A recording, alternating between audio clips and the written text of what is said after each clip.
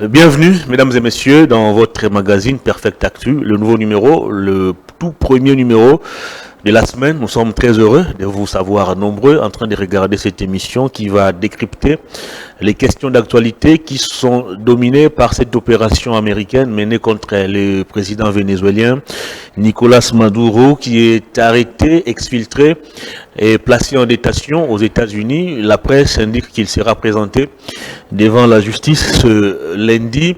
Quelles sont les répercussions de cette opération dans les relations internationales et dans le droit international? On en parle dans cette émission. On va peut-être aussi essayer d'aborder cette question dans le volet congolais. Est-ce qu'on doit s'attendre à une intervention américaine pour pouvoir maîtriser Paul Kagame? On va en parler dans cette émission. On va aussi commenter l'annonce de la direction générale des impôts qui nous fait savoir qu'il faut désormais nous procurer des nouvelles plaques d'immatriculation. Est-ce un moyen de vouloir sécuriser les usagers de la route ou encore une manière pour le gouvernement ou les autorités de se faire plein les poches? On va en parler dans cette émission. On ne va pas oublier la question du dialogue, la question de la guerre à l'Est qui continue de défrayer encore la chronique.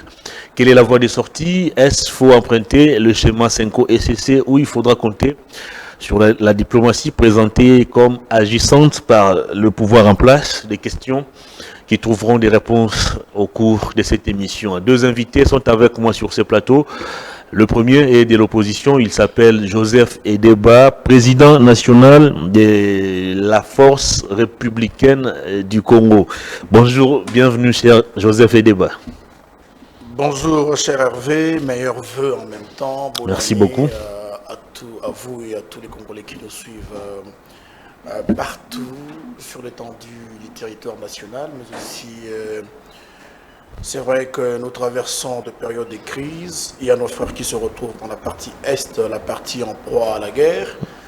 Nos pensées vont vers eux, mais aussi nous les rassurons, notre accompagnement sur le front de la communication et de l'échange politique, voire diplomatique, pour, n'est-ce pas, pousser les dirigeants à prendre des décisions qui, n'est-ce pas, atténuent les situations, mais aussi restaurent l'autorité de l'État afin de, n'est-ce pas, garantir la paix. En effet, je suis très heureux d'être invité à ce premier numéro de l'année pour que nous puissions discuter État, que nous puissions discuter de la situation géopolitique, que nous puissions discuter de dialogue, parce que il est très important que nous puissions apporter de la clarté, de la lumière, afin que ceux qui nous suivent soient éclairés, mais aussi arrivent à se faire une opinion relative à la gouvernance politique de notre nation. C'est un grand plaisir. Très bien. Je salue mon co-débatteur que je vous laisse la première de la présentation. Vous avez décidé de quitter le LGD de l'ancien Premier ministre Matata Ponyo pour créer votre propre mouvement. Est-ce parce que vous voulez voler de vos propres ailes ou parce que vous estimez que la vision du LGD ne cadre plus avec votre combat? Je crois que je reste très reconnaissant d'abord au président Matata qui m'a offert pendant presque 3 ans l'opportunité d'évoluer auprès de lui. Je garde de très très bonnes relations directement avec le secrétaire général et lui-même. Mais cependant, la vie est composée de décisions à prendre. Et j'ai levé l'option de pouvoir évoluer avec les autres au vu de la situation de choses et de l'avenir qui doit se préparer aujourd'hui. Très bien. Nous nous sommes dit que la philosophie du leadership et la bonne gouvernance pour le développement n'est pas mauvaise, mais il faut ajouter à cela l'option pratique qui est celle d'associer la population à la démarche et mettre l'homme au centre du développement. Parce que vous savez, le peuple, c'est lui qui impose les dirigeants dans les institutions. C'est le peuple qui doit en outre, n'est-ce pas, veiller sur, n'est-ce pas, la gestion de l'État. Et si le peuple est mobilisé et si le peuple est, n'est-ce pas, observateur de la réalité, les dirigeants auront l'obligation d'avoir la rigueur. Très bien. Une force du peuple mobilisée, avec un leadership, créer les dirigeants qui viennent avec la redevabilité de délivrer des résultats de gouvernance qui transforment maintenant en retour la société pour laquelle ils ont été en Merci beaucoup, très cher Joseph Edeba. Vous croisez sur ce plateau José Kaniki de l'AFDC, il est de l'Union Sacrée. Bonjour,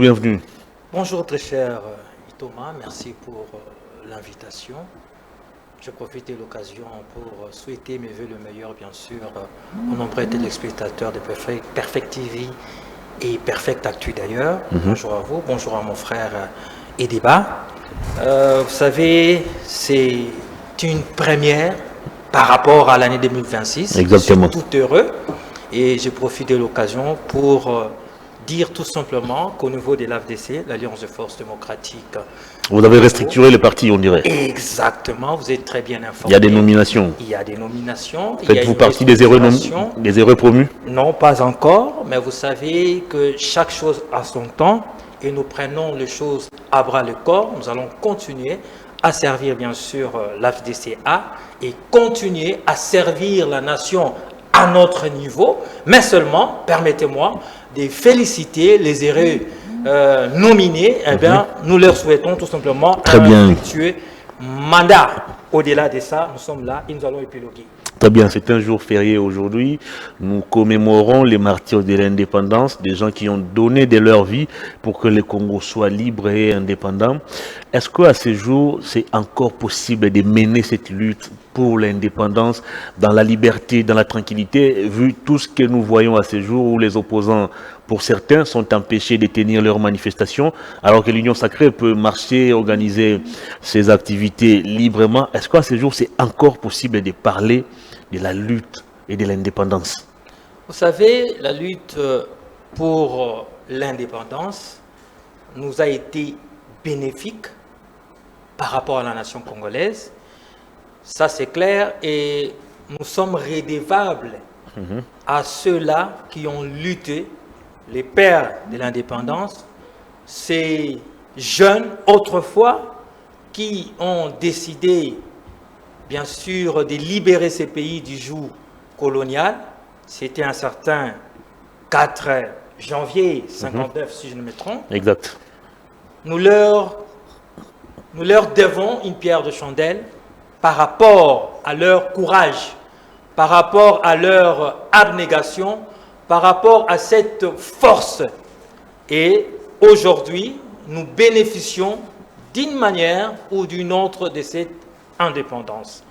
Par rapport à l'actualité, l'autre partie de votre question, faisant allusion à la démocratie, faisant allusion à la liberté d'expression, franchement, messieurs les journalistes, vous pensez vraiment que dans ces pays, il n'y a pas de liberté d'expression? Lorsque tous les jours... Les opposants vous accusent de restreindre l'espace public. Tous les jours, sur toutes les 300 chaînes ou 400 chaînes que nous avons en République démocratique du Congo, il y a des débats entre ceux-là qui soutiennent le pouvoir, le régime, et en face d'eux, il y a toujours ceux-là qui ne soutiennent pas ou bien qui sont opposants. Tous les jours, aujourd'hui même, c'est une guerre médiatique parce que vous pouvez parcourir toutes les chaînes. À cette heure, c'est tout le monde, c'est toutes les chaînes qui organisent des émissions. Et au-delà de ça, franchement, vous allez comparer ce qui se passe en République démocratique du Congo avec le Congo d'en face. Vous allez comparer avec ce qui se passe au Rwanda. Nous n'avons pas la même histoire, nous n'avons pas les mêmes réalités. Exactement. Si nous n'avons pas les mêmes réalités, donc nos réalités sont bonnes par rapport aux réalités de tous ces pays dont j'ai cité, que j'ai cité là. Vous allez comprendre avec moi. Il y a 2 poids 2 mesures. Pas. Mbata peut tenir ses activités à Kinshasa sans même en informer l'hôtel de ville et il sera libre de les organiser. Par contre, quand l'opposition décide de tenir aussi ses activités, elle est empêchée. Je ne dis pas que tout est parfait. Vous ne m'entendrez jamais le dire. Mais j'ai dit que nous avons fait de bons en avant. Ça, c'est clair. Lorsque vous me parlez de l'interdiction de certaines marches. J'aimerais rappeler ici que nous avons vu les opposants. Vous allez même jusqu'à déployer la police dans les résidences des opposants. Les cas de Jean-Marc Abound. Empêcher de sortir de chez lui. Permettez-moi d'argumenter, s'il vous plaît. Nous avons vu à l'aube des élections de 2018 si pas même de 2023, les opposants circuler librement et faire des meetings à gauche et à droite. Sainte-Thérèse, ici en Djili, ça a recueilli du monde pour le compte des opposants. Il y a eu des marches que les opposants ont organisées. Mais seulement, la liberté ne veut pas dire libertinage. Très bien. Il y a quelques fois où l'autorité, lorsqu'on l'informe, il n'a pas que ça à faire, à organiser, à prendre, comment on appelle ça, les services de l'État, c'est-à-dire la police, mettre toujours à la disposition des opposants. Ouais, c'est la loi. C'est la loi. J'en arrive. C'est la loi qui l'exige. C'est la loi. Ce n'est pas une volonté personnelle d'un gouverneur ou je ne sais pas moi, d'un ministre de l'Intérieur. Vous ne m'avez pas suivi à ce niveau-là. C'est-à-dire les services de police sont là pour toute la République. Exactement. Si l'autorité établie pense que les éléments, par exemple, qui doivent être à gauche ou à droite, ne sont pas suffisants, ou il y a une carence, on peut demander à ce que l'on puisse reporter et on va les faire un autre jour. Ce n'est pas la fin du monde. Même en France, nous avons vu les gilets jaunes être interdits. Nous avons vu aux États-Unis, merci beaucoup, M. Donald Trump empêcher certaines marches. Est-ce pour autant, on va dire que les États-Unis n'est plus une démocratie, la France n'est pas une démocratie? Voilà pourquoi, en toute modestie, rationalité et bon sens, j'ai dit que ce n'est pas parfait, mais en tout cas, soyons sereins et honnêtes de dire que ce que nous vivons ici, franchement, il n'y a que peut-être 3 à 4 pays en Afrique qui les vivent. C'est-à-dire, nous avons fait des pas en avant par rapport à la démocratie. Les pouvoirs en place, votre régime ne sera pas dérangé de voir certains Congolais se comporter comme les martyrs de l'indépendance, comme ils l'ont fait le 4 janvier 1959. Vous savez... Camiselo paye le prix aujourd'hui de ces analyses. S'il vous plaît. Chadari, Dunia, Kilanga et consorts. S'il vous plaît, il ne faut pas faire de l'amalgame entre débattre, parler des sujets d'actualité, être en désaccord avec la façon de gérer d'un régime et le fait d'aller dans la diffamation ou bien d'être accusé. Dans les attaques personnelles. D'être accusé ou être suspecté de collaborer avec l'ennemi de la République. Merci beaucoup. Voilà. Très bien. Allez, Joseph Edeba, tout se porte pratiquement bien à entendre l'analyse de José Kaniki. Il n'y a pas restriction de l'espace public. Vous pouvez manifester, vous pouvez tenir vos meetings sans être inquiété. Est-ce que ce n'est pas l'opposition finalement qui joue à la victimisation? Merci de la question, cher Hervé. Vous savez, quand j'étais en train de suivre tout à l'heure mon co-débatteur alléguer les faits, c'est comme si il ne vivait pas en République démocratique du Congo. En déphasage avec la réalité, mais aussi très loin de lui et la vérité, qu'il oublie ici d'étaler devant la population. Quand il parle qu'il n'y a pas restriction... et l'espace public. L'espace public, tout ce que vous voulez, mais je dois rappeler à mon co-débatteur, Kaniki, que récemment, pour avoir, avec toute liberté, sans enfreindre les lois, créé un mouvement politique, les partis politiques sont suspendus dans ce pays. Ils ont collaboré avec l'ennemi. Qui vous dit qu'ils ont collaboré parce qu'ils sont des citoyens libres? Ils ont participé à une messe noire contre la République. Participer à une messe, participer à une réunion, participer à un conclave, je ne vois pas quelle loi l'interdit. Un conclave convoqué par quelqu'un qui est condamné par la justice pour des faits de trahison. On dit ceci. Il n'y a pas de peine, il n'y a pas de sanction s'il n'y a pas de loi. Nullum crimen nulla poena sine lege. Donc vous voulez, parce que les gens parlent avec les autres, prétendument condamnés par votre régime, ils deviennent automatiquement la justice du pays, pas par notre régime. Montrez-moi la loi, je vais me taire. Montrez-moi la loi qui m'interdit, moi, de parler à un prisonnier. Montrez-moi la loi, je vais me taire. Il n'y a pas de loi. Donc, si vous observez ces actions publiques et institutionnelles posées par nos dirigeants aujourd'hui, vous comprenez que il n'y a plus de liberté de l'espace public, il n'y a plus de liberté d'opinion. Tous ceux qui sont en déphasage avec la vie et la pensée unique d'ailleurs du pouvoir se retrouvent être récalés par les régimes. Et c'est cette réalité aujourd'hui qui envoie même à imaginer que le régime est prêt à aller ôter, je vais dire ôter des lits, des chambres, des responsables qui ont géré hier les institutions sans procédure engagée. Alors que, comme je vous le rappelle, qu'il n'y a pas de peine, il n'y a pas de sanctions et arrestations s'il n'y a pas de loi. Nous ne sommes pas dans une république à la jungle. Alors, l'exemple ici serait, n'est-ce pas, démontrer à suffisance que nous avons non pas reculé en avançant, mais nous avons avancé tout en améliorant les conditions de justice, mais aussi des démarches qui ont trait au respect de l'opinion publique qui est garantie par la Constitution. Donc, cette réalité traduit à suffisance que notre co-débatteur est hors extra causam, il est hors sujet, il ne connaît même pas, il ne maîtrise pas ce qu'il dit, parce que moi, quand il fait allusion aux marches, moi, je suis victime des marches. Moi, j'ai, ensemble avec les autres, entrepris des marches. J'ai été arrêté, moi. Récemment, d'ailleurs, nous avons eu une marche pour revendiquer l'équilibre entre, n'est-ce pas, ceux qui sont dans la galaxie du pouvoir et les avantages qu'ils gagnent, avec la population faible, les défavorisés. Nous avons été arrêtés vers Bakayaou.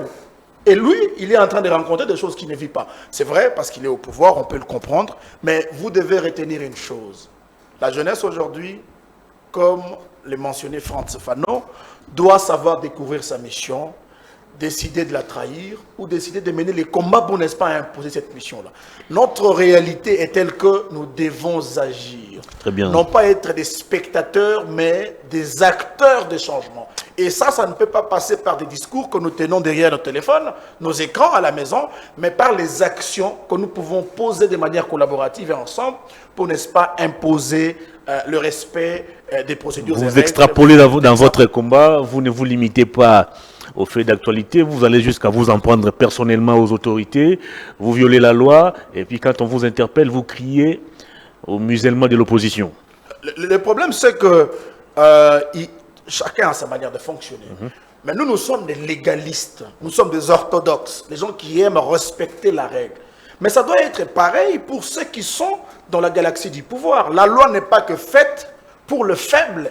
Nous ne sommes pas en géopolitique. Nous sommes dans une situation où, dans un État qui se veut de droit, la loi doit avoir la même pondération sur tout le monde. Je pense que si jamais quelqu'un enfreint les règles, il est tout à fait normal que la procédure soit lancée de manière à lui interpeller s'il le faut, ou de manière à lui, n'est-ce pas, à demander de fournir des explications. Parce qu'on ne condamne pas sans jugement.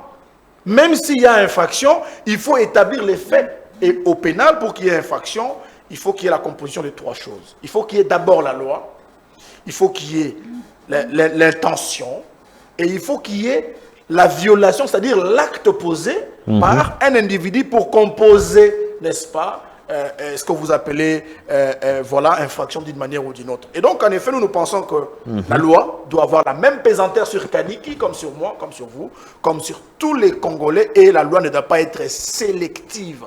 Parce que là, nous quittons les lits d'un état de droit pour un état voyou où la règle n'est qu'à imposer aux faibles.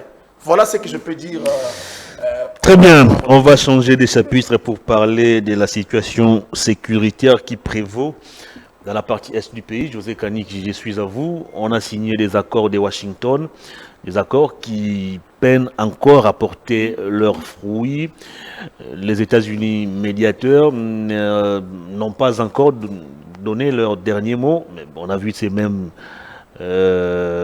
États-Unis aller frapper le président vénézuélien Nicolas Maduro. Et dans le rang du pouvoir, j'ai vu quelques personnes jubiler, espérant que la méthode ou l'opération qui a été menée contre Maduro peut être aussi conduite contre le président Paul Kagame. Est-ce qu'à ce jour, il faudrait encore compter sur les États-Unis pour pouvoir restaurer la paix dans la partie est du pays, ou il faudra peut-être penser au dialogue comme le préconise Fayoulou, Joseph Edeba et d'autres acteurs politiques? J'en viens, mais je ne peux pas laisser passer certaines choses. Réagissez. Vous savez, mon frère Edeba, je le connais rationnel et un homme assez apaisé, mais la rationalité et le bon sens les quittent déjà. je lui rappelle ici, j'ai vu une de ses vidéos, soi-disant, je mets les guillemets, il était dans une marche là, organisée, je ne sais pas, par lui et par ses amis, derrière juste un bus cabassé, en train de faire une interview. Oh, je me suis dit, oh, aujourd'hui la démocratie, il est bon, il est merveilleux. Derrière la police, il y avait une véhicule de la police, les policiers étaient en train de passer derrière lui. En pleine marche, il s'est fait interviewer et il est sécurisé en même temps par la police. Sécurisé par la police. À l'époque, ce n'était pas le cas. C'est une grande avancée. Mais quelle avancée! Une interview d'un opposant devant les policiers. Ça n'existait pas autrefois. Et là, je me suis mis à sourire. J'ai dit, ah, t'as la prière, hein? D'un bon esprit, bien sûr. C'est pour lui dire qu'il y a la démocratie. C'est peut-être la 30e émission que je fais avec mon frère et débat. Il n'a jamais été inquiété. Vous allez parler de notre frère Camizelo. On a passé avec lui, je ne sais pas, 50, 60 émissions. Pourtant, tous ces temps, il n'était pas interpellé. Mais pourquoi on en est arrivé là? Nous le souhaitons et nous souhaitons en tout cas, tant que Congolais, tant que c'est un frère, qu'il soit libéré, selon la procédure bien sûr. Parce que nous ne pouvons pas souhaiter le malheur pour un frère. Mais au moins, on ne peut pas dire ici que la démocratie n'existe pas parce que X ou Y ont été interpellés. Attendez un peu, Jean-Pierre Bemba,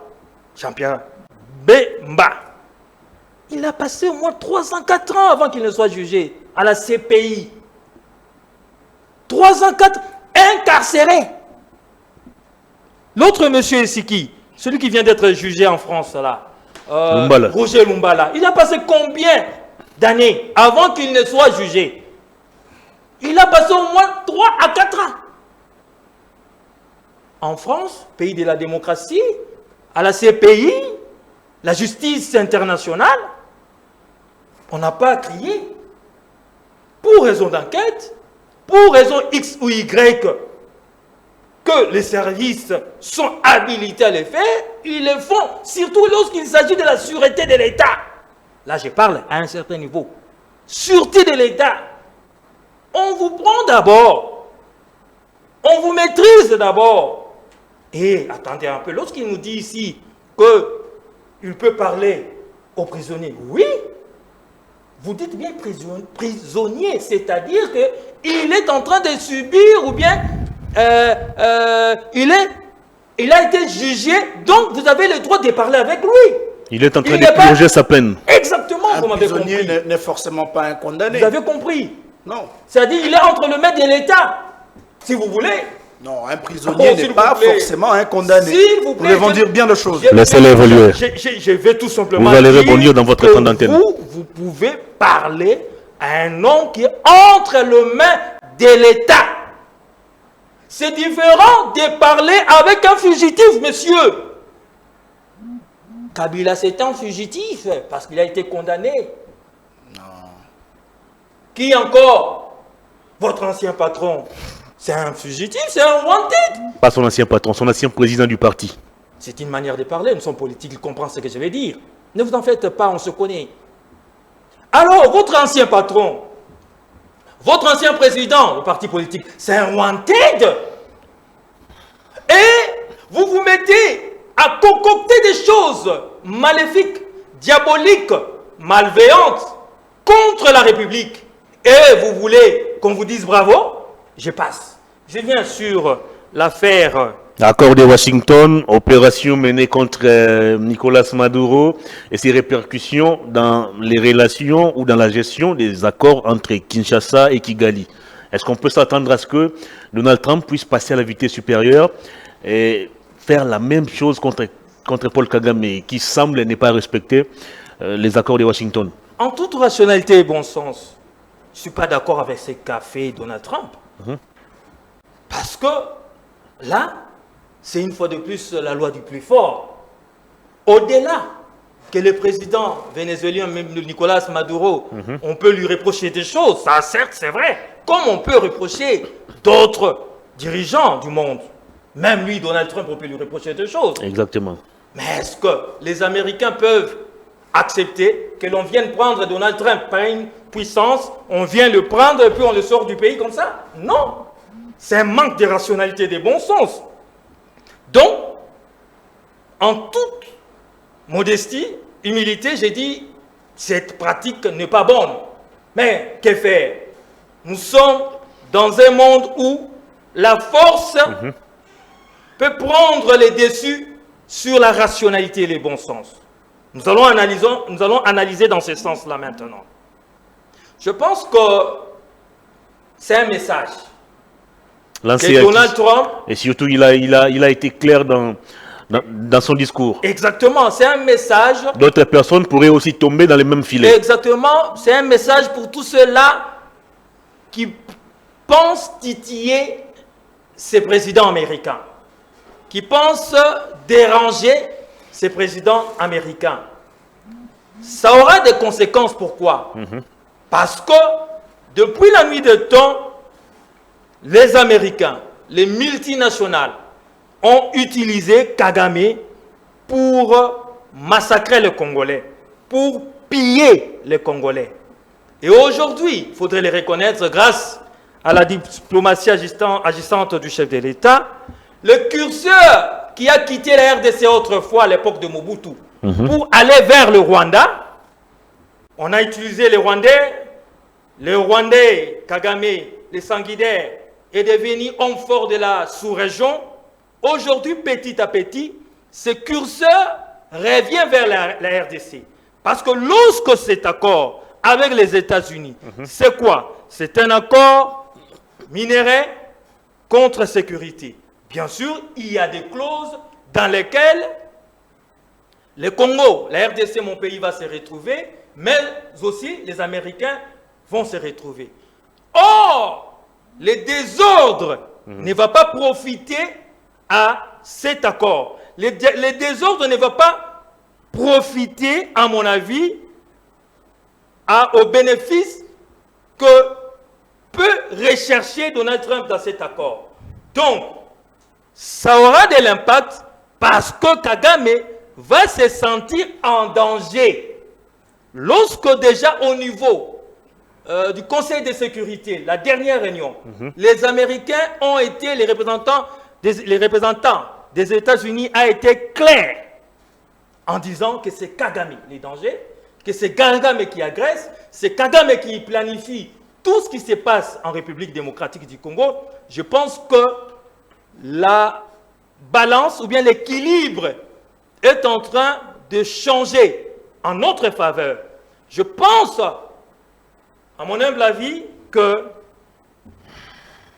Kagame va comprendre que l'histoire est en train de changer, les choses basculent petit à petit, Très bien. mais seulement, nous comme Congolais, nous ne devons pas compter que sur ça, mais nous devons plutôt compter sur notre armée, donner la logistique nécessaire, motiver nos troupes afin de défendre nos frontières au-delà, bien sûr, de la diplomatie. Très bien. Joseph Edeba, à Kinshasa, les gens ont jubilé après l'arrestation de Nicolas Maduro, qui a été capturé par les États-Unis. Il est aussi reproché de faire l'apologie du terrorisme, mais aussi de faire aussi l'apologie de la drogue. Et les États-Unis ont décidé donc de mettre la main sur lui. Et les relations entre Kinshasa et Kigali, c'est aussi pratiquement la même chose. Tantôt ce sont les minéraux, tantôt c'est l'insécurité.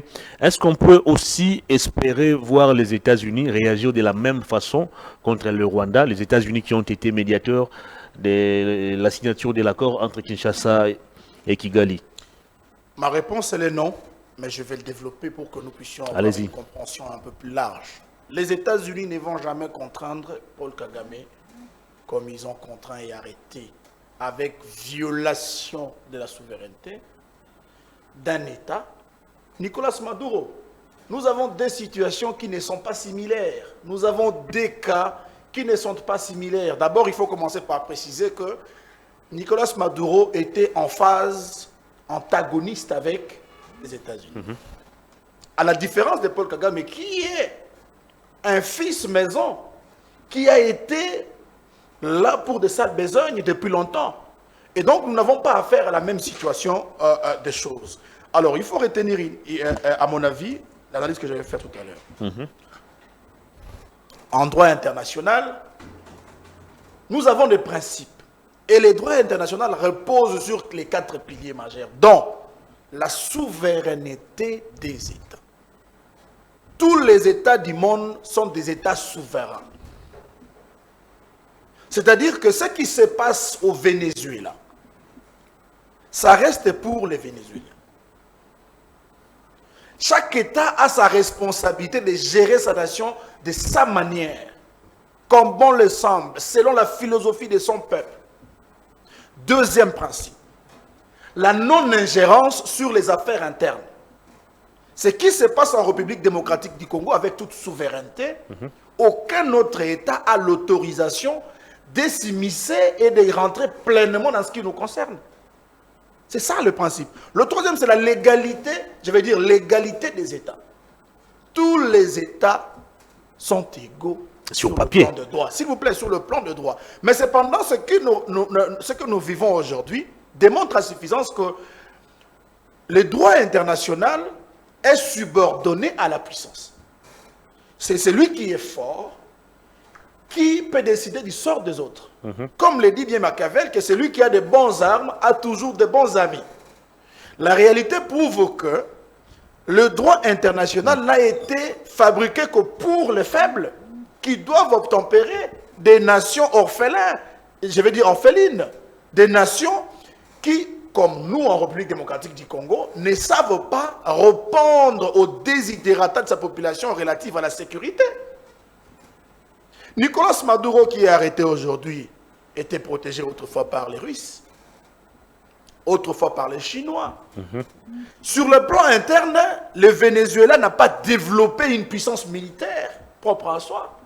C'est pourquoi vous voyez que c'est très difficile d'être sécurisé et protégé par un autre État et mettre sa foi, placer sa foi et croire que tout sera bon et réglé. Donc, même le deal sécurité contre minéraux signé entre la RDC et les les États-Unis ne nous garantit rien. Les Congolais, dont notamment mon frère Kani, qui s'arrête. Nicolas Maduro a entrepris des collaborations avec d'autres États tiers pour sa protection et pour la sécurisation de sa nation. Mais la conséquence, c'est quoi? C'est lui qui est le plus fort est venu frapper et il n'a pas regardé tout ça.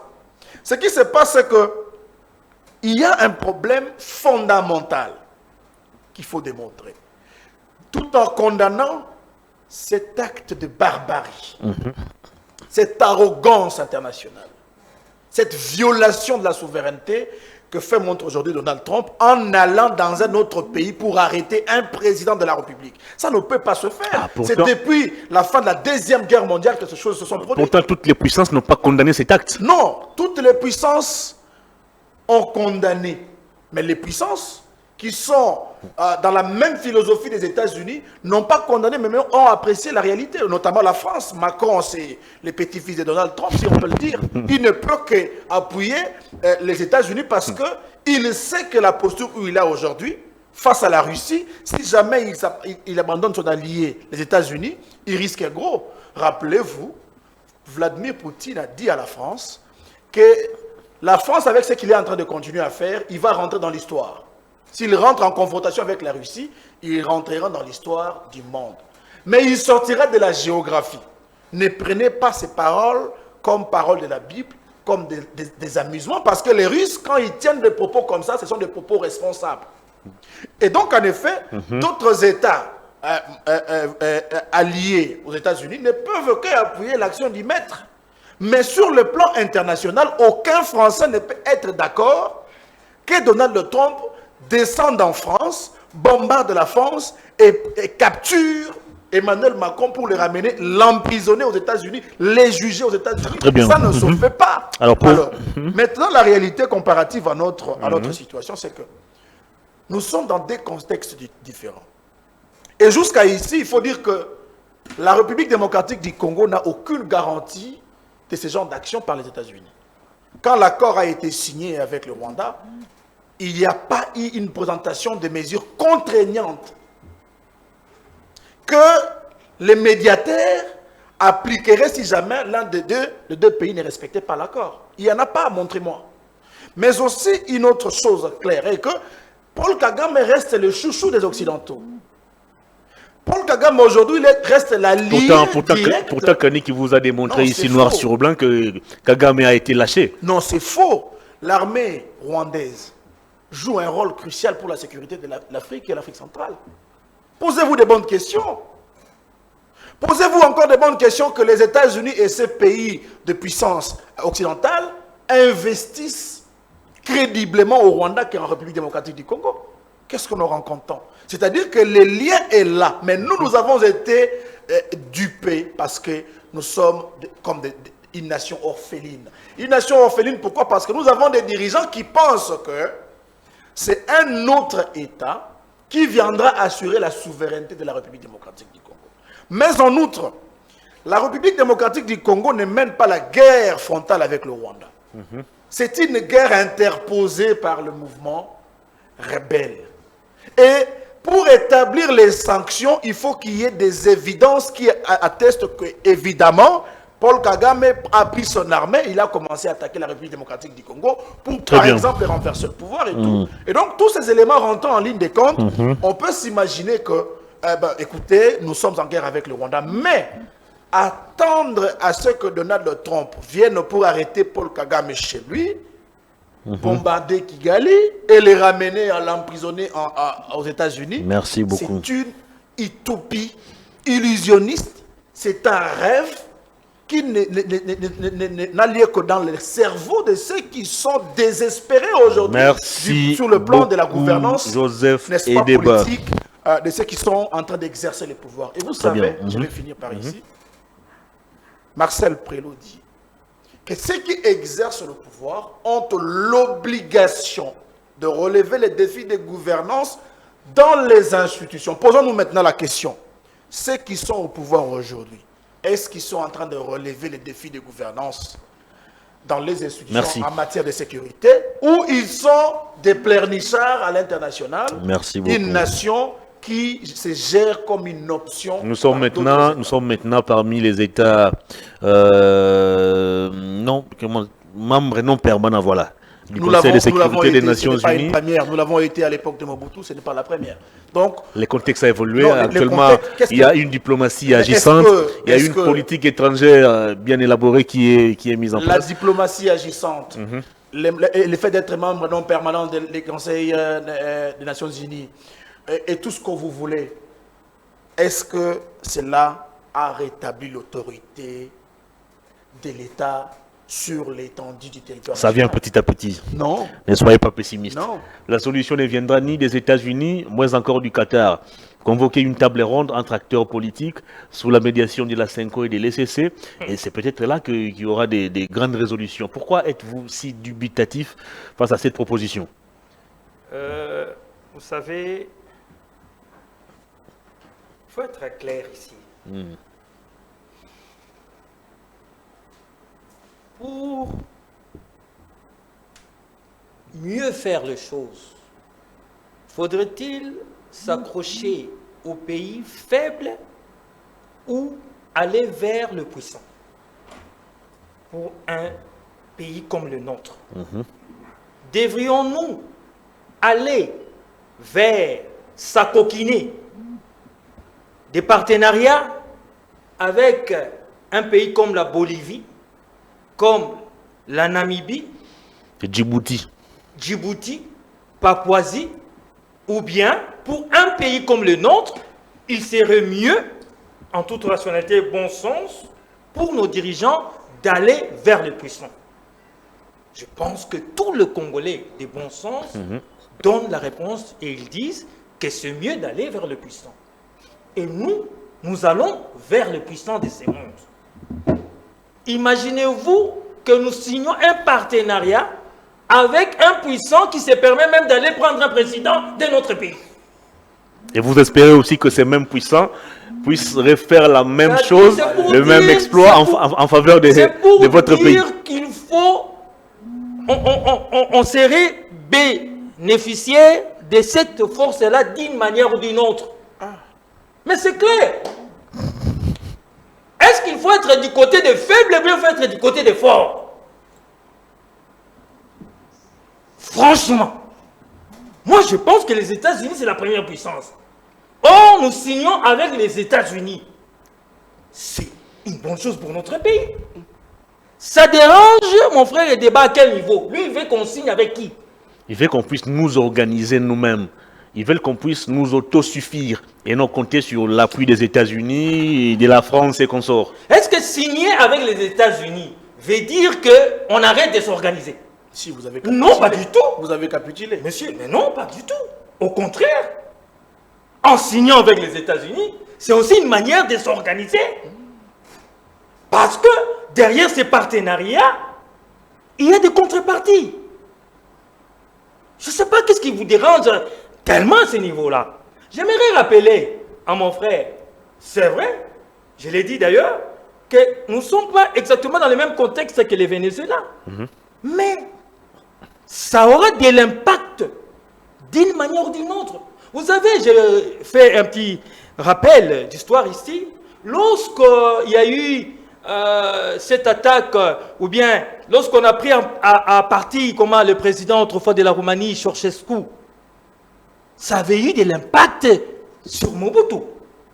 Parce qu'il avait compris que non, si les Roumains ont fait ça à leur dictateur, à leur président, ça peut se passer aussi chez nous. C'est ça la corrélation. Dans l'opération américaine contre les présidents vénézuéliens, joue psychologiquement sur Paul Kagame. Vous comprenez ce que je veux dire? C'est légitime pour Kaniki. Monsieur. Non, il a dit ça jouait psychologiquement sur Paul Kagame. Mais ils sont contents, il faut accepter. Il n'a pas légitimé cela. Qu'un autre chef Ne sortez d'État pas ces propos aille du dans contexte. une autre nation pour arrêter Laissez-les un évoluer. chef d'État et les ramener chez lui. Ça Merci vous arrange, beaucoup. ça? Laissez-les évoluer. Allez-y. Ça aiguise votre espoir. Vous savez, lorsque l'on pas a perdu possible. toute rationalité, on est incapable même de suivre mes propos. Non, je vous suis religieux. De ma prise de parole, qu'est-ce que j'avais dit? J'avais Vous dit, je suis condamnez pas l'acte. d'accord. J'avais condamné l'acte. Mais vos propos à la Oh suite. là là, À la monsieur, suite, vos propos. je vous connais discipliné. Laissez-les Qu'est-ce que développer j'ai son dit qui analyse, dérange s'il vous plaît. autant? Prenez note. Merci beaucoup, mon frère. Donc, c'est pour vous dire que j'ai condamné l'acte. Je ne suis pas d'accord avec l'acte. Mais nous sommes dans un monde réel. Voilà pourquoi je pose des questions et les Congolais me répondent. Faudrait-il aller vers les faibles ou aller vers les forts pour être fort? Je pense qu'il est clair qu'un homme normal, un homme censé s'acoquine avec un fort. Les États-Unis viennent de bombarder il y a peu, il y a de cela 2 semaines plus ou moins, le Nigeria. Le Nigeria. Et vous pensez que tous ces actes-là, tous ces actes n'auront pas d'impact sur certains dirigeants.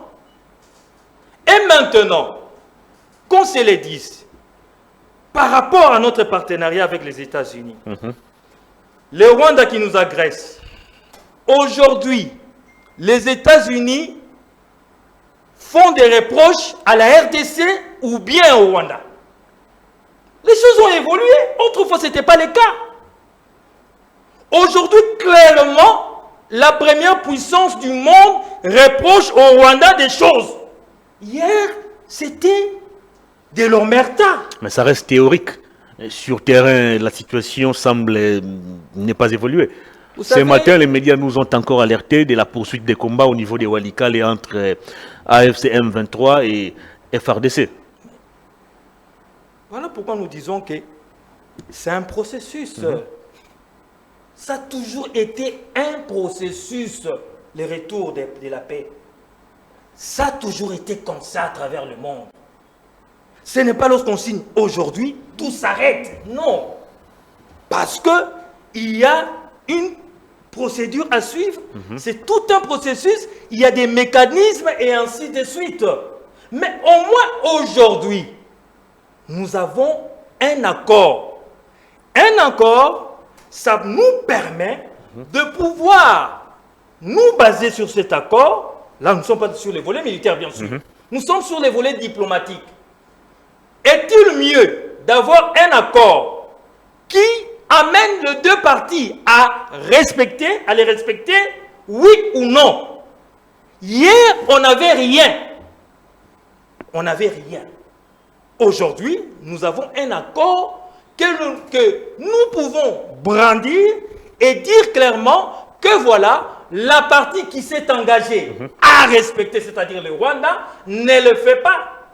Et voilà pourquoi, aujourd'hui au niveau international, tous les pays, je peux le dire ainsi sans être contredit, presque tous les pays disent clairement que le Rwanda agresse la RDC. Par rapport au dialogue, rapidement, vous savez... Vous hésitez à expérimenter le dialogue, pourquoi? Le dialogue qui est présenté comme une baguette magique qui mettra fin à cette insécurité. Si ici sur ces plateaux, mon frère Edeba dit que l'accord avec les États-Unis ne sert à rien, les conseils de sécurité, les décisions ne servent à rien, tout ce que nous pouvons faire à l'international ne sert à rien. Et vous pensez que ce qui t'occupent na Béatrice Hotel, na Fayoulou, qui n'a pas donné des armes à Nanga, na Moïse Katumbi, je ne sais pas s'il a donné des armes. Avec qui encore? Quel opposant? Kabila. Mais non, Kabila est avec les autres. Et vous pensez que ceux qui t'occupent, si on se rencontre quelque part ici, et puis Kagame sort tout son arsenal militaire, il dit oui, les Congolais se sont entendus. Mon combat en RDC, c'était pour que les Congolais Kagame a toujours dit que le problème ici était un problème congolo-congolais. Peut-être que la solution passe par le dialogue. Et pourquoi il a signé alors l'accord à Washington? Si c'est un problème congolo-congolais. Qu'est-ce qu'il faisait là? Pourquoi son drapeau, pourquoi sa personne était là? Puisque vous voulez nous faire croire qu'il est dit. Mais c'est un mensonge. Cela prouve déjà, par sa présence dans cet accord, ça démontre clairement aux Congolais que ce n'est pas une affaire de Congolais, congolo-congolais. Non, pas du tout. C'est plutôt une agression, mais seulement il y a des Congolais faciles. Non, des Congolais frustrés. Des Congolais de mauvaise qualité. Des Congolais frustrés. De mauvaise qualité. Je peux être autant frustré que ces Congolais-là. Les cas de Nanga qui estiment que ces carrés miniers ont été volés, ils sont nombreux. Monsieur Itoma, je peux être autant frustré que ces autres Congolais. Mais vous ne me verrez pas prendre des armes pour tuer 20 000 Congolais. Merci beaucoup. 1 million de Congolais, déplacer des Congolais parce qu'on a pris mon carré minier. Et vous pensez qu'un monsieur qui réfléchit comme ça est un Congolais de bonne qualité? C'est un Congolais de mauvaise qualité. Merci beaucoup. Et ils sont nombreux malheureusement. Très bien. Kanicho. Et débat. Oui, papa. Les Congolais, certains Congolais, les cas de Nanga qui se sont sentis frustrés, ont décidé de prendre les armes pour verser le sang de leurs propres compatriotes. Est-ce que nous devons continuer à tenir des tables rondes qui vont dédouaner, laver et blanchir tous ces gens qui ont choisi la rébellion comme voie pour pouvoir régler leurs problèmes? Je crois que le discours que vous tenez est le discours du pouvoir. Je crois qu'en tant que journaliste, il fallait avoir la pondération pour dire que, bon, il semblerait que certains ont pris les armes pour tuer les autres Congolais. Alors, je vais, avant de répondre aux incantations ici, rappeler une chose. Qu'entre les États, il n'y a que des intérêts. C'est ça, les relations internationales. Exact. Ça remonte à 1974, avec Henry Kissinger. Les pétrodollars. C'est la base de tout ce qu'il y a aujourd'hui comme problème entre les Venezuela et les États-Unis, qui avait imposé son hégémonie sur le pétrole du monde en signant un accord avec l'Arabie Saoudite. Que tout pétrole doit être vendu en dollars, renforçant son pouvoir. Henry Kissinger. Mais maintenant que Maduro a amené une autre philosophie de s'ouvrir au monde, de s'ouvrir aux BRICS. Et d'ailleurs, le Venezuela a été candidat aux BRICS, qui aujourd'hui compose une force mondiale et d'ailleurs les plus riches en termes de ressources dans le monde comparativement au monde unipolaire qu'on avait hier sous la gestion et la direction des États-Unis, seuls. Maintenant, ces choses ont frustré les États-Unis. Ces choses ont réduit sensiblement le pouvoir des États-Unis dans le monde. Parce que le Venezuela regorge plus de 300 milliards de barils de pétrole. Très loin avant l'Arabie Saoudite. C'est comme ça que vous voyez que les États-Unis ont forcément l'obligation d'imposer un leadership qu'ils dirigent pour, n'est-ce pas, avoir le contrôle du pétrole du Venezuela. Maintenant, Maduro, c'est comme ces gars-là qui n'a peur de rien. Il faisait du frontal avec les USA depuis un moment. Et c'est comme ça qu'on lui a responsabilisé des charges de dictateur, de narcotrafiquant et tout ce que vous voulez, parce que les États-Unis, pour vous attaquer, il faut vous avilir l'image au niveau mondial. Et c'est ce qui se passe avec Maduro.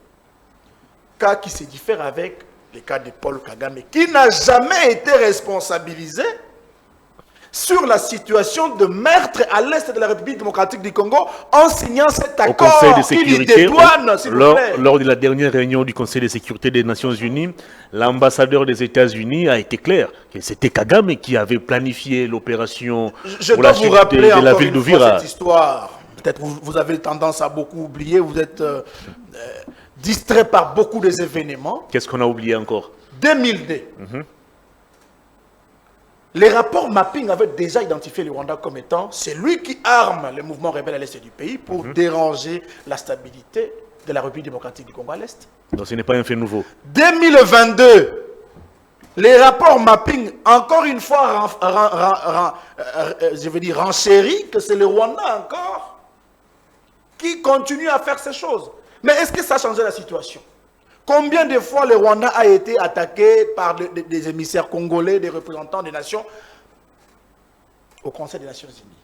Est-ce qu'il y a eu changement pendant toutes ces années? Le problème ici, c'est que moi je suis sidéré quand j'entends mon co-débatteur Kaniki dire que entre les États faibles et les États forts, une personne normale doit penser, ou un État normal doit penser aller faire alliance avec celui qui est fort. Pour être fort. A-t-il menti? Non, mais c'est de n'importe quoi, c'est de l'incantation politique. Retenez, cher Kaniki. Montevideo 1933. Vous lisez beaucoup. Il est dit qu'un État est un État lorsqu'il sait répondre aux desiderata de sa population. En toute souveraineté. Et un État est un État lorsqu'il sait garantir la sécurité de l'ensemble de son territoire. Et en droit international, vous savez que pour avoir un État, il y a les éléments constitutifs d'un État. C'est l'armée d'abord. C'est la population. C'est l'argent, la monnaie. Et c'est la gestion, l'administration. Et c'est ce qui fait des États être appelés États. Mais maintenant, quand vous amenez votre philosophie à vous, votre définition des choses à vous, comme quoi, pour être fort, pour être souverain, il faut faire des alliances avec les forts. Qui vous dit que les forts seront là juste pour pallier à vos situations? Les États n'ont pas d'amis. Les États n'ont pas l'état d'âme. Les États n'ont que de l'intérêt. Et ce qui se passe au Venezuela, avec Donald Trump, cette humiliation de la souveraineté de ce peuple, c'est parce que les États-Unis poursuivent sa philosophie de la conquête. Il poursuit sa philosophie de fragiliser les autres pour être fort. Maintenant, Kaniki dit que non, nous devons faire des alliances avec les États-Unis, première puissance mondiale. Il va venir nous sécuriser. Mais vous rêvez, Kaniki. Nous avons une armée républicaine. Il va nous appuyer. Ou ils vont nous appuyer. Écoutez. L'armée états-unienne a subi de l'humiliation au Vietnam. L'armée américaine a subi de l'humiliation en Afghanistan. 20 ans après, ils ont été chassés. Vous pensez quoi? L'armée américaine a été humiliée, je ne sais pas, il y a un pays d'Afrique ici, il était venu avec la même mission comme c'est le cas avec Maduro. Le problème, la Somalie, merci. Mais écoutez, Kaniki, soyons sincères, nous ne pouvons pas être un État fort, un État souverain, quand nous, n'est-ce pas, sous-traitons notre souveraineté auprès d'un autre État, violant ainsi les principes de l'égalité des États. en droit international. Et je dois vous rappeler encore ces notions élémentaires. Non. Les cas avec Kagame, c'est que Kagame, à la différence de Maduro, n'est pas l'ennemi des États-Unis. Vous avez vu que devant Donald Trump, la question a été posée à l'ambassade, je vais dire au ministre des Affaires étrangères rwandais, que quand est-ce que nous allons acter et commencer à comptabiliser les retraits des troupes rwandaises en République démocratique du Congo. Sa réponse était limpide. Il a dit quoi? Il a dit que les replis, je vais dire, ou bien le retour, ou le fait que le militaire rwandais puisse quitter les sols congolais est assujetti à la neutralisation des FDLR. C'est que le gouvernement a signé et a accepté, mon frère. Donc, arrêtons de nous masturber illusoirement en imaginant que les États-Unis vont dissuader avec l'action posée au Venezuela tous ces dictateurs, tous ces pays qui dérangent la quiétude des autres. En effet, pour triompher, le mal n'a besoin que de l'inaction des gens bien. Les dit Edmund Burke, 18e siècle. Vous devez prendre la position de dire la vérité à ceux qui nous gouvernent, afin que ces vérités-là permettent à la restauration de l'autorité de l'État qui s'est effritée aujourd'hui. Parlons du dialogue. J'ai été sidéré de voir que ce sont les mêmes caniques ici qui attaquent, par exemple, Monseigneur Fulgence Muteba, la Cinco et les autres. Il est qualifié de menteur. Il est qualifié de menteur, il est qualifié de sous-traité du Rwanda. Pourquoi? Parce que l'Église, dans sa philosophie d'être proche du peuple et de prôner des valeurs républicaines, des valeurs de la société, il ne ménage jamais le pouvoir, et c'est depuis la nuit des temps. Cardinal Malula, Monsengo Passigna, paix à son âme, avec sa fameuse phrase que le médiocre dégage. Ces gens n'aménageaient pas le pouvoir, hier, moins encore aujourd'hui. Quand la société, quand les réalités sociétales prouvent à suffisance qu'il n'y a pas amélioration des conditions de vie, l'Église a pour responsabilité de dire la vérité. Et moi, je suis sidéré parce que vous ne comprenez pas les choses.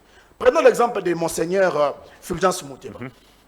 Il est père de la philosophie, n'est-ce pas, qui se rapproche à la société comme le Père Capucin. Lui, son rôle, c'est premièrement d'être pieux et vivre exemplaire au devant Dieu. Mais à côté, c'est de vivre proche du peuple. Dire ce qui est faux, ce qui n'est pas bien, afin d'encourager ceux qui exercent le pouvoir, de trouver des solutions. Mais maintenant, l'Église ne s'est pas éloignée de sa philosophie de toujours contraindre le pouvoir. Face à la réalité des gouvernances de notre nation aujourd'hui, où l'État, les Léviathans, est celui qui seul a le monopole de la violence légitime, ne sait plus contrôler l'ensemble du territoire national. Que voulez-vous qu'on fasse? N'est-ce pas que l'Église doit jouer un rôle pour redéfinir la philosophie du progrès de la nation en mettant ensemble, en proposant un accord? L'Église est accusée de faire le jeu de l'opposition. Non, arrêtez ça, mon frère. Arrêtez ceci. 1779, l'abbé Monseigneur Sieyès disait que en cas de crise et de fragmentation des nations, où, n'est-ce pas, l'État, à cause des opportunistes qui sont au pouvoir, n'arrive pas à progresser, l'Église a un rôle à jouer pour redéfinir la philosophie de la nation. Et ça, c'était avant que Tshisekedi ne naisse, avant que le Congo ne soit Congo. Donc, revenons aux bases fondamentales pour dire que nous ne pouvons pas être un État fort.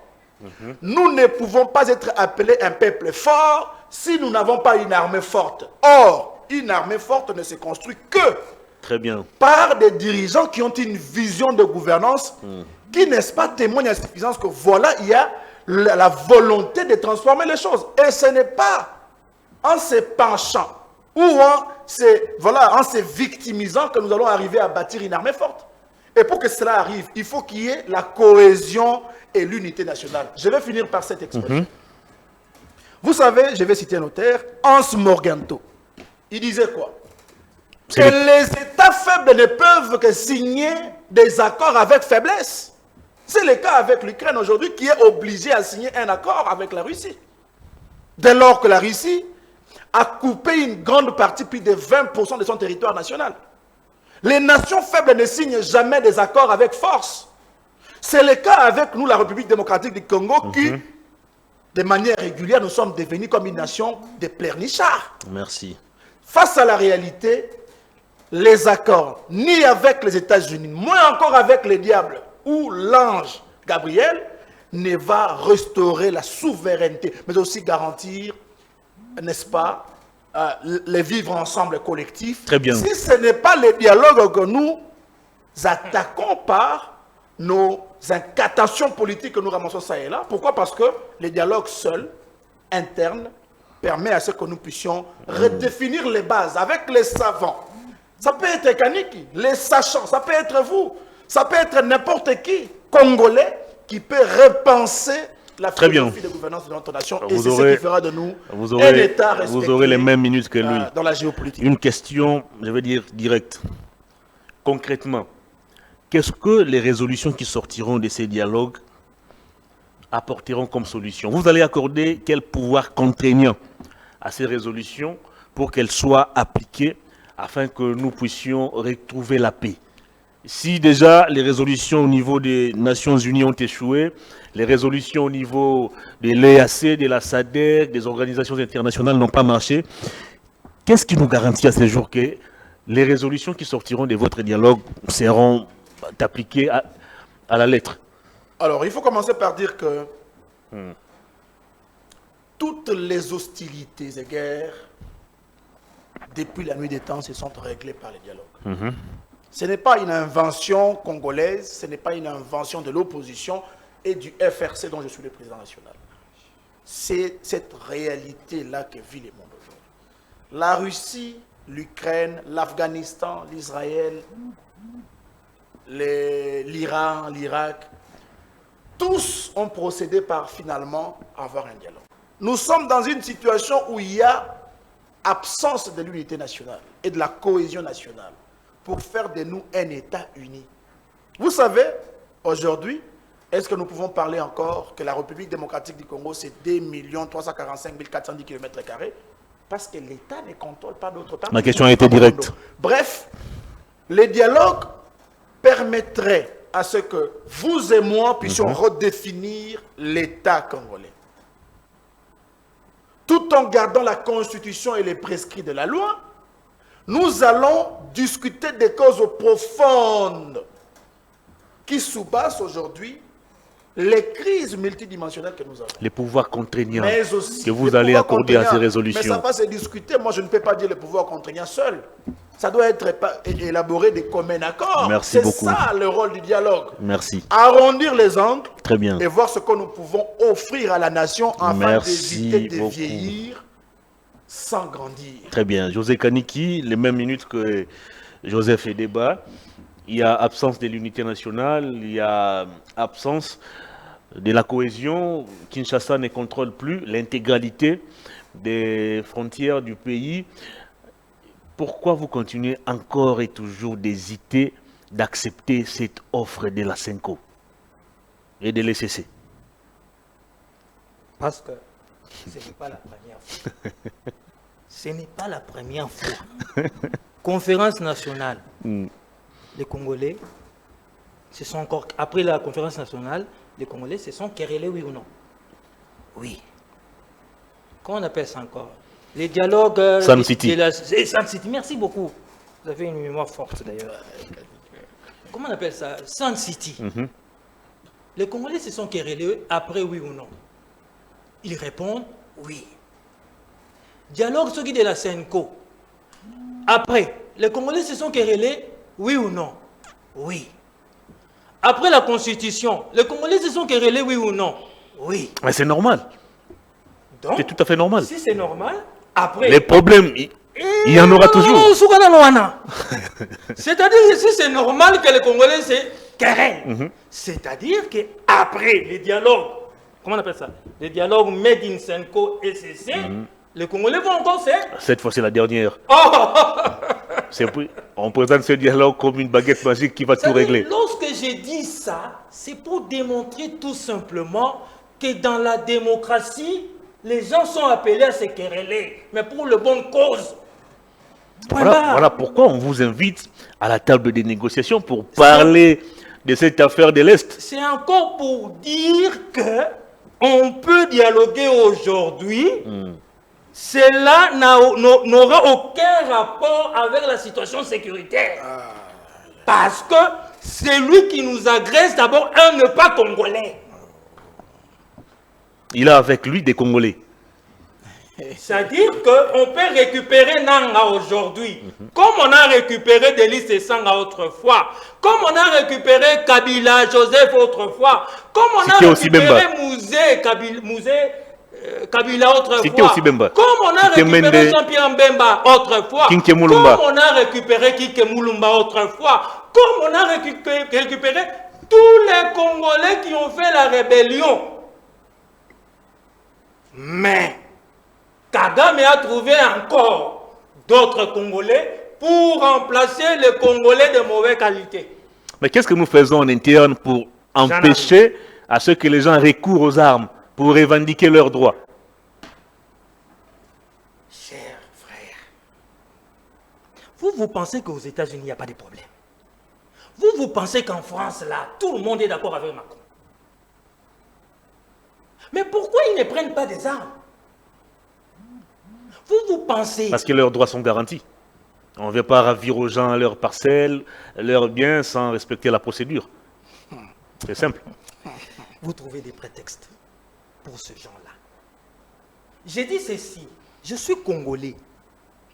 Je peux être autant de fois frustré aussi, comme Congolais. Mais je ne prends pas des armes pour tuer ma soeur, pour violer ma soeur. Non. Je ne prends pas un poignard parce que dans ma maison, ça ne va pas avec ma femme. Je prends un couteau et je la poignarde. Soyons réfléchis, soyons rationnels, faisons preuve de bon sens.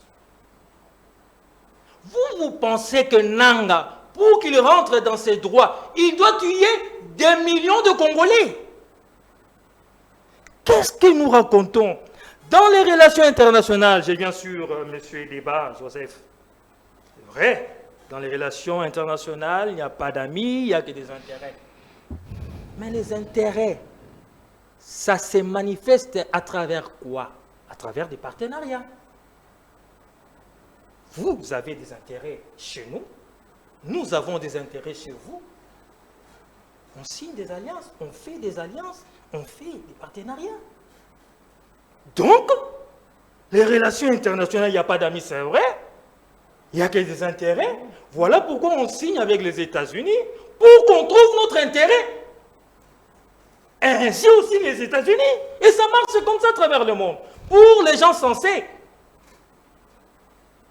Pour ceux-là qui ne sont pas censés, ils vous font la guerre. Comme Kagame, il n'est pas censé.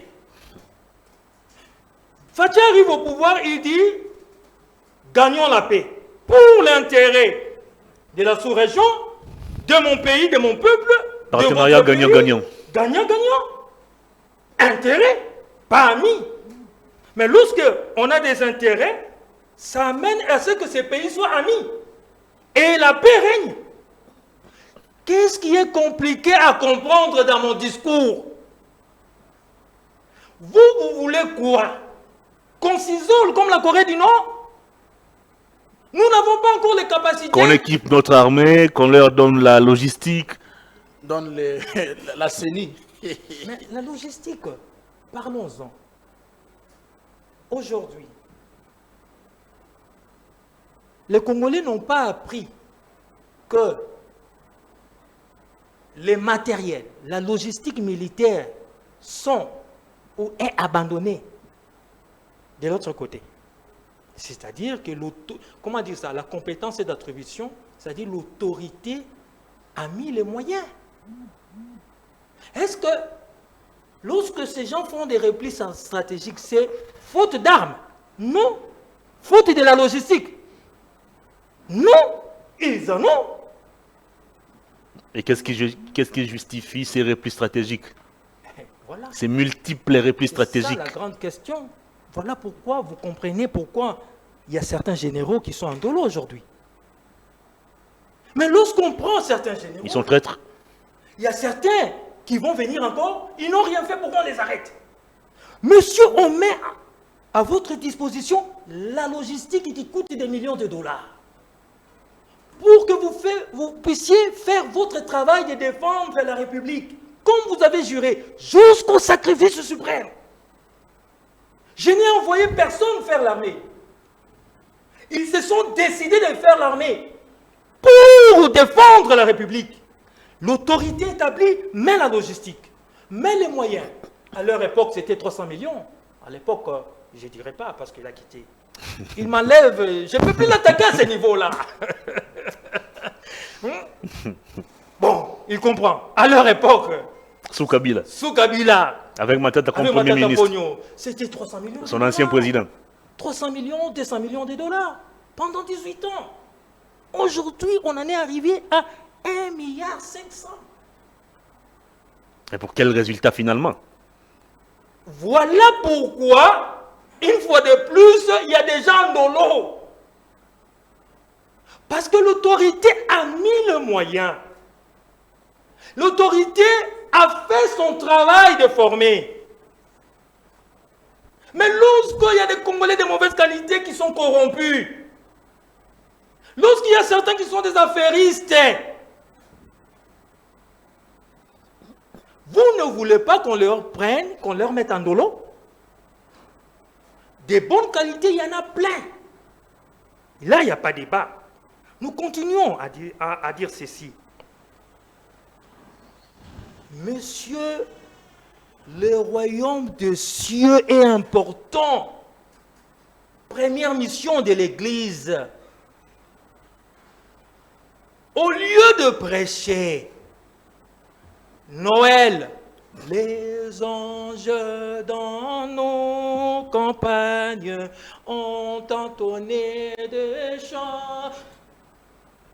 C'est ce que nous avons appris lorsque nous étions jeunes. Vous risquez de nous reproduire la capella du prof Mbata. En plein culte. Vaut mieux encore Mbata parce que lui, il est politique, il peut faire ses flatteries. Mais vous êtes père, c'est Noël. Comment vous venez mentir au sujet d'un accord? Vous parlez d'un accord qui a été signé pour un siècle. Sans donner les paragraphes, sans donner l'article, sans donner la page. Dites-nous alors, cet accord a été signé pour une durée de combien de temps? Non, cet accord a été signé tant que les partenariats existera dans le sens d'intérêt commun. Donc, en quelque sorte, l'archevêque de Lubumbashi n'a pas raison de dire que c'est un accord qui va durer un siècle. D'ailleurs, dans mais si le temps n'est pas déterminé. Non. Quand ce n'est pas déterminé, vous ne déterminez pas. C'est clair, non? Mais au moins dans l'accord, il y a des clauses qui disent que l'on peut revenir pour en parler encore s'il y a une partie qui dérange. Donc ça a été prévu. Mais lorsque vous jetez, très chers frères et débats, même lorsque nous sommes en désaccord sur ce plateau, vous ne pouvez terminer l'émission. Vous ne pouvez pas vous permettre de me jeter en pâture devant la population. C'est ce qu'a fait. Mais est-ce que l'archevêque a jeté en pâture cet accord? L'autorité, lorsqu'il ment, que l'on a signé un accord, êtes-vous au courant? Mais vous n'arrivez toujours pas à nous prouver noir sur blanc que l'archevêque a menti. On vous demande, cet accord a été signé pour une durée de combien? Aucune réponse. Attendez un peu. Lorsqu'on fait alliance avec un pays, lorsqu'on signe des partenariats, on détermine que l'accord c'est pour 20 ans? C'est pour 10 ans? Mais comment dans ça? Quel accord? Un accord est un contrat. S'il vous plaît. Je dois vous placer Vous m'obligez de dire un mot. S'il vous plaît. Laissez-le terminer son analyse. Un accord est un contrat. Oui. À délai déterminé ou indéterminé? Ça peut être à délai indéterminé. Ah, donc les contrats signés et à délai indéterminé. C'est pour l'intérêt du pays. Donc, l'archevêque n'est pas un menteur. L'archevêque est un menteur parce qu'il n'a pas de l'archevêque était menteur. Lui d'ailleurs a parlé de 99 ans. Comment ça? Lui a parlé suivi, non? Lui a parlé de 9 ans. Nous on en a non? Exactement. Il a parlé de 9 ans, mais vous parlez d'un accord à vie. S'il vous plaît, il tire ça d'où? La question est de savoir. Les 99 ans, pourquoi il n'a pas dit 100 ans? Contredisez par des faits. S'il vous C'est plaît. comme S'il vous les plaît, années s'il vous plaît, s'il vous plaît, s'il vous plaît. Ne parlez pas au même moment. Là-dessus. Nous reconnaissons qu'il y a un accord. Et dans cet accord, il y a des clauses. Je viens de les rappeler ici. N'est-ce pas? Mais lorsque cet accord est signé, c'est pour l'intérêt du Congolais, oui ou non? Oui, selon moi. Non. Si, c'est de votre droit. Maintenant, M. Fulgence Mouteba, il aurait fait mieux de dire que nous, la RDC a signé un accord qui, selon lui, ne profite pas à la RDC. Mais lorsque, dans ses dires, dans ses propos, il présente la chose de manière négative, un jour de Noël, qu'est-ce que ça a à voir? Qu'est-ce que ça a à voir, cher Thomas? C'est pour dire tout simplement que lorsque vous condamnez le gouvernement, oui, mais condamnez aussi ceux-là qui tuent les Congolais. Condamnez ceux-là qui violent. Merci beaucoup. Mais non, ils font quoi? Vous savez qu'est-ce qu'ils font? Ils chargent le gouvernement et ils dédouanent les rebelles. Pire, ils bénissent les rebelles. Mouteba qui a imposé ses mains sur Nanga. Monsieur, qu'est-ce que tu ne sais pas? Il est clair que... On va terminer cette émission. Celui qui viole votre sœur, vous ne le bénissez pas? Celui-là qui massacre... Mais il est pasteur. Il est pasteur, il reçoit tout le monde. Il doit quand même bénir ceux qui Il reçoit tout le monde, il est pasteur. Bon, il a déjà béni Tshisekedi. Ah, Est-ce que Tshisekedi a déjà demandé sa bénédiction? Vous l'avez déjà vu bénir Tshisekedi? Non, Félix Tshisekedi, Ou bien il est toujours dans chez des Dalo. incartades. Il est toujours dans des attaques. Un pasteur dit quoi? Ce qui est bon, il est dit. Très il bien. encourage, je termine par là. Un pasteur, il est au milieu du village, n'est-ce pas? Exact. Voilà pourquoi, ce qui est fait de bon, il doit le dire et le signaler pour encourager. Ce qui est mal, il le dit pour amener l'autre à mieux, Très à bien. améliorer. Mais quand il ne s'agit que de parler du négatif, ça c'est méchant et c'est malhonnête. Merci beaucoup, c'était votre mot de la fin. Je vous fais la faveur de commenter en 1 minute l'annonce de la DGI relative à la nouvelle plaque d'immatriculation. On a l'impression comme si chaque autorité qui arrive doit innover, doit apporter quelque chose qui va dans son sens, qui va dans le sens de laisser son nom dans les annales de l'histoire. Quand Ikwamba arrive aux affaires étrangères, c'est un nouveau passeport qui est imposé. Bemba arrive au transport, permis de conduire. Chez Bumba, c'est les contrôles techniques. Fouamba et la DGI veulent nous imposer une nouvelle plaque d'immatriculation. N'est-ce pas des dépenses de trop qu'on inflige aux Congolais? Vous savez, Pourquoi vous rigolez? parce que, vous savez, on fait toujours une chose de son contraire. Vous savez, en Europe, vous pouvez toucher 4 000 $ le mois. Mais tout va dans les taxes, dans des impôts. Ce n'est pas l'Europe, ici. Déjà, on a des problèmes pour se déplacer, on a des problèmes pour manger. Vous voulez nous comparer avec l'Europe? C'est-à-dire la culture fiscale. Si ils en sont arrivés à ce niveau-là. La différence avec les Européens, cette culture fiscale profite aux populations. Comment ils ont commencé? Il y a eu un Ici, on paye la vignette, mais les états de la route, ça pose problème. On paye des vignettes, il n'y a pas de lumière Nous sur ne la voie. payons pas, ne payons plus. Et comment on aura un budget de 22 milliards? Voilà Donc il pourquoi- faut multiplier voilà des taxes, des Attendez impôts. un peu. Vous savez pourquoi pendant 18 ans, on n'avait qu'un budget de 5 milliards? Pourquoi? C'est parce qu'il n'y avait pas aussi de culture fiscale. C'est parce qu'on n'osait pas payer certaines choses. Et ça créait en nous une habitude, une mauvaise habitude. Vous parlez de permis de conduire. Attendez un peu. Lorsqu'il n'y a pas de permis de conduire, on a réclamé ça pendant des années. Et aujourd'hui qu'il y a un permis de conduire, on attaque. Plaque d'immatriculation, parlons-en. En quoi ça dérange? Parlons-en un peu. Est-ce que c'est contre la loi ce qui est fait là, ou bien on a respecté la loi?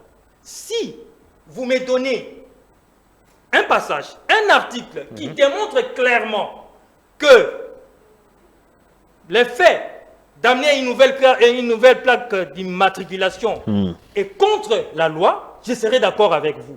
Mais du moment que ça ne viole aucun texte, moi je pense que si l'on peut s'acheter un véhicule à 10 000 $, à 5 000 $, à 3 000 $, on peut avoir un 100 $ Je ne sais pas si ça coûte combien, je prends comme ça. 114 dollars. Combien? 114. Un 114 dollars pour une plaque.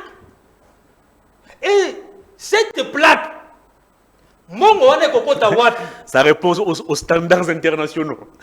Nami tuni, mongo wane kokota wapi pe ko bénéficier na banani? Question directe à Fomba. Mongo wane kokota na caisse à l'État. Donc, et ko bénéficier na ba Congolais oui ou non? Merci beaucoup. Olobi makambo banzela na sisa. Bon, banzela oye baby wana, bako bongisa ngo na nini? Na mbongo ya poche ya José Kaniki? Oui. Na mbongo ya Itoma, na mbongo ya ba Congolais. Merci beaucoup. Banzela o bazo bongisa ba ba beton wana. Bazo tiens na mbongo banani? Merci. Na mbongo ya biso. On a compris. Biso soki tozo boya ko pesa mbongo. On a compris. Je sais pas. On a compris la culture fiscale. Voilà. On va payer les impôts. Payons Très les bien. impôts. Et débat, en 3 minutes, vous commentez et la nouvelle plaque d'immatriculation, vous réagissez aussi aux analyses de José Kaniki et puis on va boucler l'émission. 3 minutes. Alors, merci pour l'occasion encore une fois accordée. Vous savez, l'UDPS, Il n'est pas de l'Union l'UDPS, sacrée, il est de l'AFDC. c'est l'Union sacrée. Très bien, parlez au mot de l'Union sacrée. Continuer. Ils se sont réjouis quand on peut arrêter Maduro. Kanik ici, Ils ont monté des affiches sur les réseaux Je sociaux. vous dis, il ne reste que très peu pour que Kanik appelle à une manifestation publique en Non. faveur de Trump. C'est Mbata qui le fera. Vous savez pourquoi? Parce que ce sont des gens désespérés.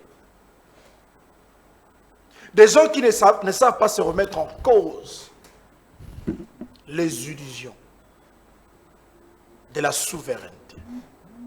Ce sont des gens qui pensent que la solution aux crises congolaises et la solution à l'affront que nous subissons aujourd'hui tombera du ciel. L'ange Gabriel va venir se mettre à la place des FRDC pour combattre nos ennemis. Et il pense que Donald Trump va aussi dépêcher les Delta Force pour venir arrêter Kagame et finir la guerre à l'est du pays. Mais si on arrête Kagame, vous oubliez que Museveni aussi dérange la République démocratique du Congo depuis longtemps. Non, Museveni, Vous oubliez que Museveni gère même... Museveni, c'est l'allié de la RDC actuellement. Il y a l'opération UPDF qui est menée avec l'armée Vous voulez que ougandaise. nous puissions reparler de l'histoire ici ou quoi?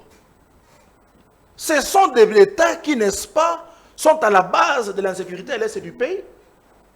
Vous ne suivez pas les propos de son fils, comment il s'appelle encore, le fils de Museveni, le général, le numéro 1 de l'armée ougandaise. Le chef d'état-major.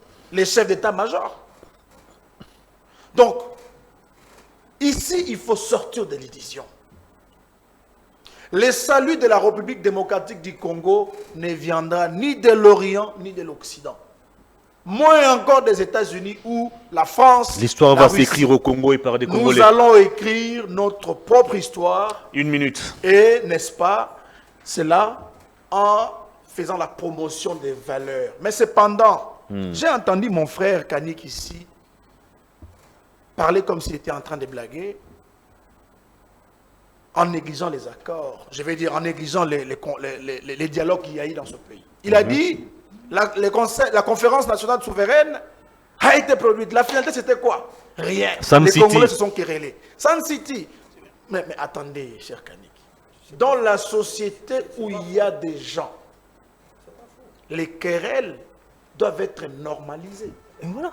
Une nation où il y a plus de 400 tribus, vous devez vous attendre à des incompréhensions. Voilà. Mais qu'est-ce qui peut amener à ce que nous puissions, dans la diversité, garder les caps du progrès de notre pays? N'est-ce pas les dialogues? Même si on a 15 000 dialogues, tant que c'est pour préserver l'unité nationale, tant que c'est pour préserver la cohésion nationale et les progrès, les matérialiser, nous allons faire des dialogues. Merci et pourquoi beaucoup. nous parlons de dialogue aujourd'hui? C'est parce que l'État, les Léviathans, le seul qui a l'autorisation d'avoir la violence légitime, ne sait pas aujourd'hui s'imposer et contrôler l'ensemble du territoire national. Maintenant, la solution à proposer, c'est quoi? C'est d'aller se plaindre auprès de notre État tiers?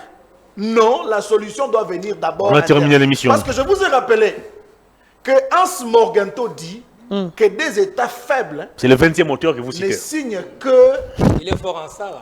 des accords de faiblesse. Alors, face à la situation, Merci beaucoup. nous devons d'abord songer à l'unité nationale. Pourquoi nous sommes faibles? Nous sommes divisés, Kaniki. Oh. Oui, nous sommes divisés. En France aussi, c'est querelle. S'il vous plaît. Pourtant, ils Non, sont un. attendez, ce n'est pas C'est la pas division. possible. Nous ne sommes pas un. Nous Pourquoi? sommes divisés. Mais pourquoi? Maintenant, cette question, il faut la poser dans le dialogue. C'est là que maintenant chacun va émettre ses avis et ces avis vont être 30 consignés secondes. pour produire un travail qui sera considéré comme manifeste. Merci beaucoup. Afin de favoriser à ce que nous puissions faire un bon de progrès. Je Et vais juste finir après, par- on va S'il vous plus plaît, se quereller. s'il vous plaît.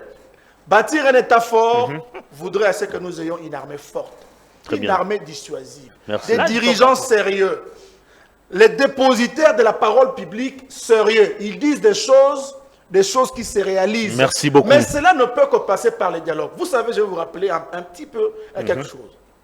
Monseigneur Fulgence Mouteba, que vous avez ici acquis encore une fois, a fait la théologie de la refondation sociétale. Comme le père Capucin, lui, il a fait cette théologie. Vous l'avez cette dit- théologie, je le rappelle Vous encore l'avez une dit tantôt fois, dans vos analyses. a pour Ne vous répétez pas. postulat, le 2, vivre pieux et exemplaire, n'est-ce pas, selon la volonté de bénissant Dieu. les S'il vous rebelles. plaît, s'il vous plaît. Merci beaucoup. Il bénit aussi ceux qui détournent les fonds publics de l'État. Mais aussi agir contre les mal.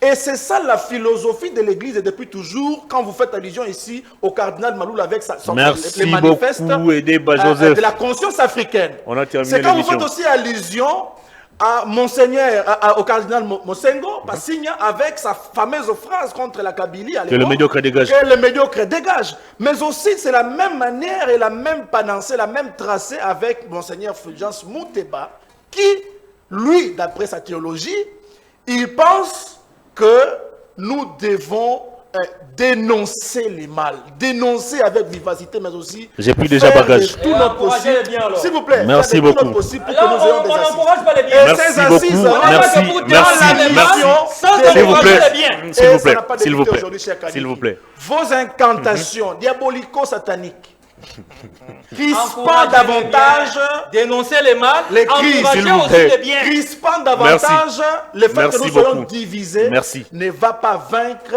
la vérité. qui sera, Merci n'est-ce pas, déclarée beaucoup, très au devant cher de Joseph Edeba. Je rappelle que vous êtes président de la force républicaine du Congo. Aussi, je dois signaler que vous êtes sérieusement marié, bien que vous ne Non, portez je pas, ne suis pas, je ne votre suis pas anneau. marié. Ce sont des choses qui aujourd'hui ont amené l'un de notre à être arrêté. Moi, je ne Merci. suis pas marié. Merci. Voilà, c'est ça. Merci beaucoup, José Kaniki. Comment ça, il a peur du mariage ou Non, quoi? non, je ne suis par pas marié, contre- c'est mon statut, au fait. Ah, ok. Devant Pourquoi les vous dites alors qu'il est marié alors qu'il Vous, est par pas? contre, vous êtes... C'était pour me provoquer. C'est une manière de le motiver à se marier. Il doit se marier très rapidement. Il doit penser à l'héritage. Non, il faut penser à l'héritage national d'abord. Merci beaucoup. Le Congo. Ça a défini, mesdames et messieurs. Grand merci à vous d'avoir suivi cette émission. Merci à Clovis KMB qui était de côté de la régie tout seul. Il faut te coiffer aussi, messieurs. C'est déjà une nouvelle année. Hein? Merci à... Pouvez-vous saluer les dames qui vous ont suivi Nous à avons côté? salué les dames qui nous ont accompagnés au travers de cette émission. Elles étaient intervenantes juste avant que nous ne venions. Nous les avions aussi assistés. C'est vrai que Et elles vous ont captivé par leur manière de faire. non, nous n'évoluons pas Merci beaucoup. avec la même philosophie. Il y avait un peu de divergence d'idées, ce qui est tout à fait légitime et normal. Merci beaucoup. Il faut un dialogue Allez, pour ça, hein. on se retrouve demain mardi avec d'autres invités, mais Oui, avec un dialogue. toujours le même plaisir. Au revoir.